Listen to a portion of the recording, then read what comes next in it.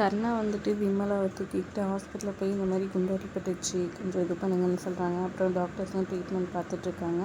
இப்போ கரெக்டாக வந்துட்டு நம்ம இந்து வந்துடுறாங்க அவங்க ஃப்ரெண்ட் செல்வியோட. விமலாக்கா எங்கே டாக்டர், என்னாச்சு அவங்களுக்குன்னு சொல்லி கேட்க, இது மாதிரி குண்டு அடிபட்டுச்சு, இவர் தான் கொண்டு வந்து சேர்த்தாருன்னு சொல்கிறாங்க. அப்புறமா இவர் தான் அந்த எதுவும் பண்ணதுன்ற மாதிரி அங்கே இருந்தவங்க எல்லாம் சொன்னனால கர்ணாவை தப்பாக எடுத்துக்கிறாங்க இந்து.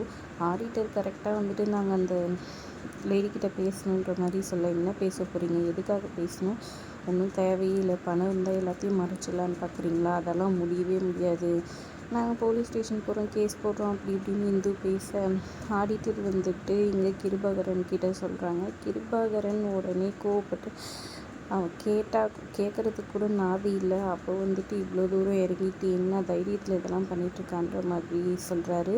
கட் பண்ணால் இங்கே பார்த்திங்கன்னா லக்ஷ்மி வந்து வராங்க கரெக்டாக ஹாஸ்பிட்டலுக்கு.